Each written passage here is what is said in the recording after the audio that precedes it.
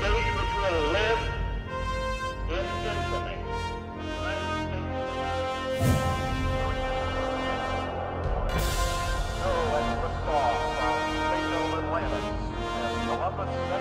Mr. Gorbachev, tear down this wall.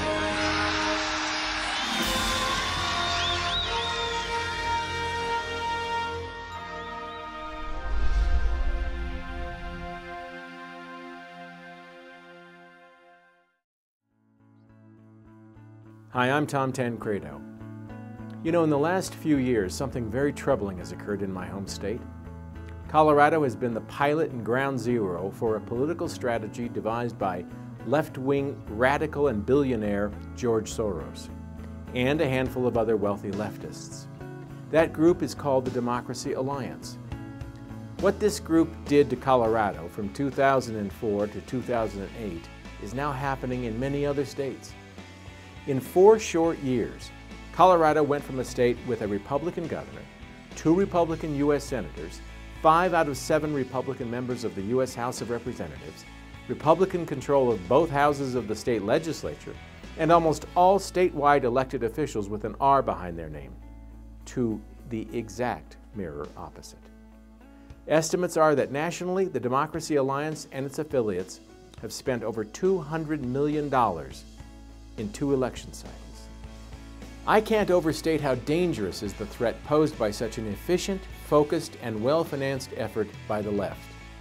Their plan for America is clear: to radically change it from a nation relying on free market capitalism and individual initiative to a model of collectivism and nanny state management of our very lives. The personification of this philosophy sits in the White House today, Barack Hussein Obama. If we do nothing but complain, the America we know and love will cease to exist in 1 generation.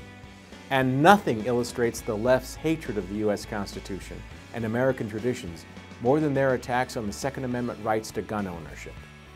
The Obama Justice Department, which I think is an oxymoron, and its State Department are trying to use the crisis inside Mexico as an excuse to further regulate gun sales within the United States, ignoring the evidence that the drug cartels use their billions of dollars to purchase high-powered weapons on the black markets of Europe and Asia. Obama has appointed anti-gun zealots like Attorney General Eric Holder.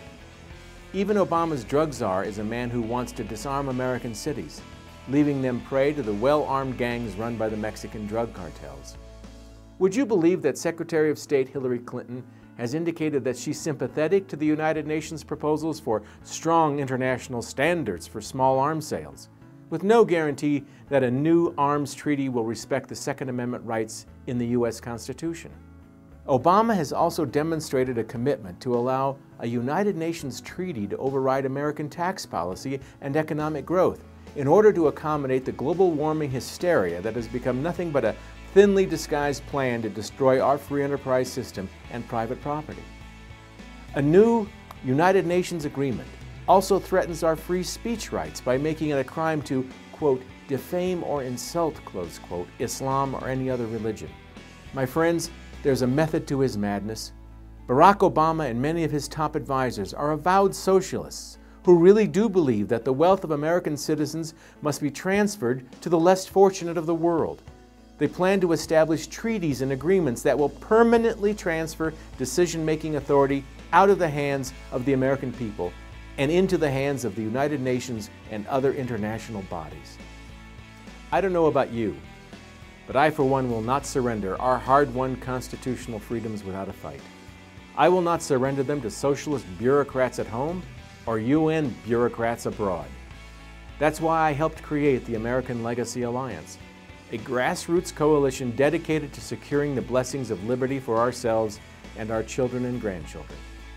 Through the American Legacy Alliance, we will launch several projects to return Colorado and America to solid constitutional moorings. The Alliance will seek to awaken citizens to the erosion of our liberties and will propose concrete, practical solutions to halt and reverse that erosion. The Alliance will work to restore substance and authority to the 10th Amendment to the U.S. Constitution as one means of reducing government's unwarranted intrusion into our lives. The American Legacy Alliance will organize and assist grassroots opposition to this treasonous surrender of American sovereignty over our gun rights and economic policies. For example, here in Colorado, we will place on the 2010 election ballot a citizens' initiative to declare Colorado a UN-free zone. In Colorado, only the United States Constitution and Bill of Rights are going to be recognized as valid authorities for taxation or rules or regulations of any nature. I ask you to join me in this battle.